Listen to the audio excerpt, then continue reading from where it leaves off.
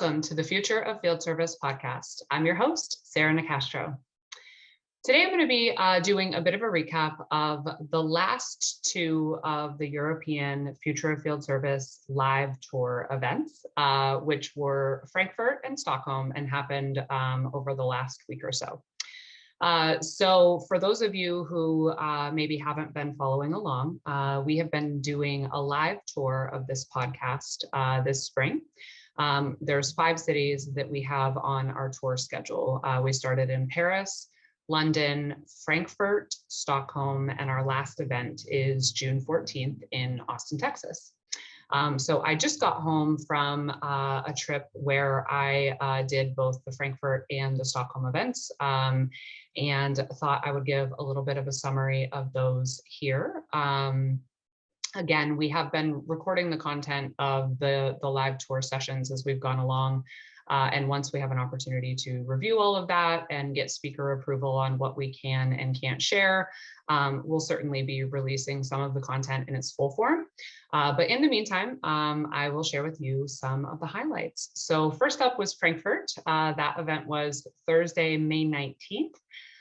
And that day, was in a really neat but very, very hot venue. There was no air conditioning and it happened to be a very warm day in Frankfurt. So it was toasty, but it was a great event. So we started the day off with top 10 global thought leader, Frank Matz, talking about scaling innovation and some of the ways that in traditional businesses, the operating structure and the way the business is set up really work against innovation. Frank shared some really, really interesting insights on how companies are working past that so that they don't sort of default to the tendency to do what they've always done because the business is set up to support that versus innovation. So it was a really interesting discussion to start the day.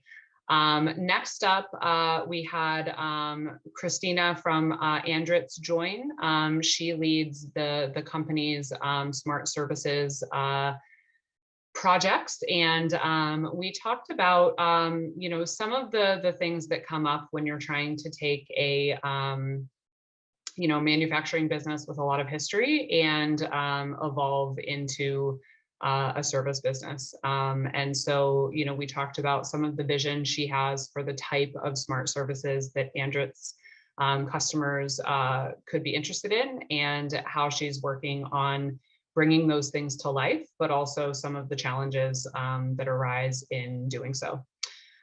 We then had a session with Mark Ringwelski, who's with Rima TipTop, about their move to outcomes-based service and how they're working toward delivering outcomes and uptime for their customers. And Mark talked a lot about the work they've been doing to put a foundational system using IFS in place to sort of build this future upon. We talked a lot with Mark about the work that he's done in the business to spend a lot of time with the frontline, getting their input for not only the new technology, but the vision the company has and where it's headed and how helpful that has been for them with managing change. Next up, we had a session with Rainer Karcher of Siemens and Thiago Charu of Atos, and talked about the intersection of service, collaboration, and sustainability. So it was a really interesting conversation and one that I was thrilled that both gentlemen agreed to come and share. Because while field service specifically is a bit out of both of their direct wheelhouses, we chatted a bit after the event about the importance of bringing the sustainability message to pockets of folks that maybe aren't thinking primarily about that. So we talked about how some of the technologies that are becoming more prevalent and enabling different ways of collaborating can have a positive impact on the environment. We talked about how servitization ties in with sustainability and the circular economy. And we talked about, some of the overall trends in sustainability and the growing criticality of everyone paying more attention to the topic. Next up, we had Sonia Havisto from SimCorp, and we had a session on communication and the role of the employee experience and employee engagement in meeting customer experience and customer satisfaction goals.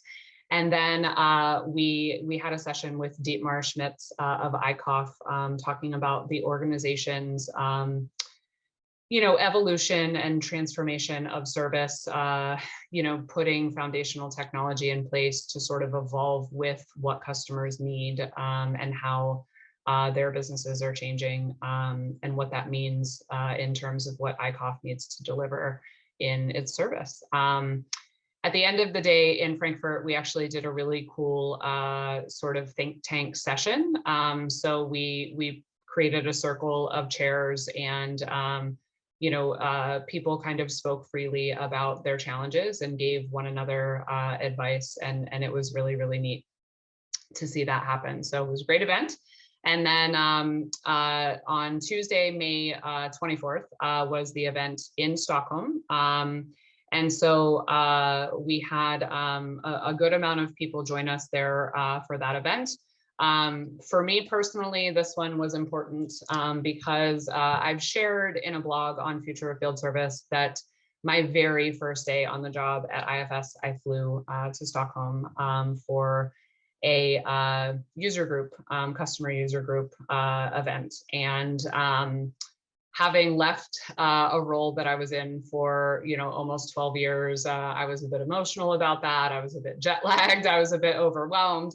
And I felt not myself, if you will. And so for me, coming back to Stockholm, these 3.5 years later and bringing the Future of Field Service tour there was something that made me very happy to do. So the Stockholm event, we started with author Dan Thoma. He has co-authored 2 books, The Corporate Startup and Innovation Accounting. And we had a conversation about, the differences between digital transformation and innovation, some of the complexity with both, some of the things that organizations need to be thinking about as they work on either of those 2 things and both of those 2 things. And Dan shared some really great real world examples of the points that he was making. So that was excellent. Then we moved on to Raphael and Christopher of Electrolux and had a conversation about the service transformation that is underway at Electrolux and how that affects the 3 points that we often talk about: people, process, and technology. So we dove into each of those in some detail and talked a bit about how change in each of those 3 areas is coming together to evolve how Electrolux delivers service, what service means to its business, and what its customer experiences look like. After that, we had a session with Pekka Nurmi of SimCorp, who talked about modern IT and sort of fought some of the traditional beliefs of IT that are, maybe a bit outdated. So some of the things that were certainly true 10 or 15 years ago, but maybe companies are still holding on to those beliefs when in reality, the technology and the ecosystem has changed a lot.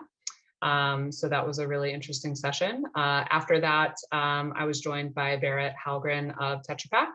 Berit is leading a team who is working through Tetra Pak's service transformation project, and she is leading a cross-functional team that is responsible for sort of aligning various stakeholders and making sure that that transformation goes smoothly as transformations do, and delivers results for the business. Barrett has been with Tetra Pak for 30 years and has had a variety of different roles. So it was a really interesting conversation to be able to ask her, how she's grown within the company, how the company's perception of an approach to service has evolved, and based on a lot of experience, what her advice is for success with service transformation. And then to close the day in Stockholm, we had Roel Rentmeesters of Munters join and talk about the company's servitization and remote service journeys. So that was a very interesting conversation as well.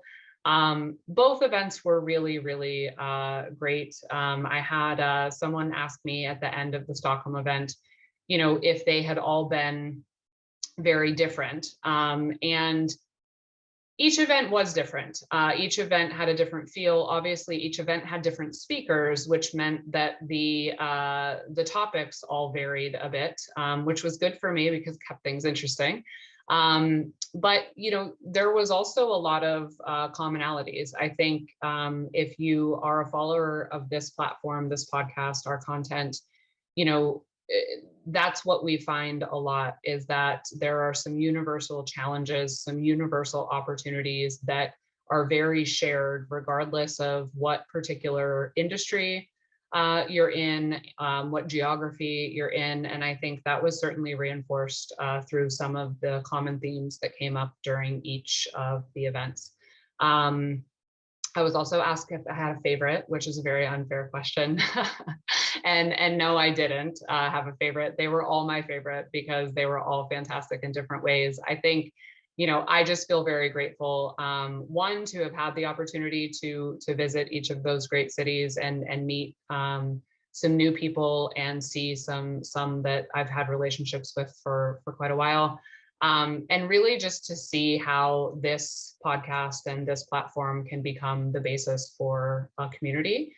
I think that in each location, the people that joined were so very happy to be able to have these open discussions with one another and to, be in person and talk about their businesses and their challenges openly with peers. So it was really, really great to see that happen. So not a favorite. They were all my favorite. And I'm looking forward to the last event, which is coming up in Austin on June 14th.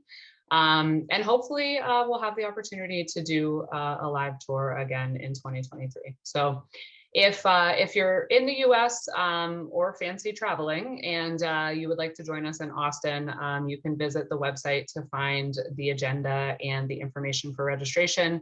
Would love to see you there. Hopefully we're going to go out with a bang and have a wonderful last event. So big thank you to each of the speakers that joined in Frankfurt and Stockholm, and all of the people that came to be a part of the discussions and be a part of the audience. So thank you all for taking part in the Future of Field Service live tour. If you want to find some more of our content and or stay tuned for some additional content coming out of the events, please visit us at futureoffieldservice.com. The Future of Field Service podcast is published in partnership with IFS. You can learn more at ifs.com. And as always, thank you for listening.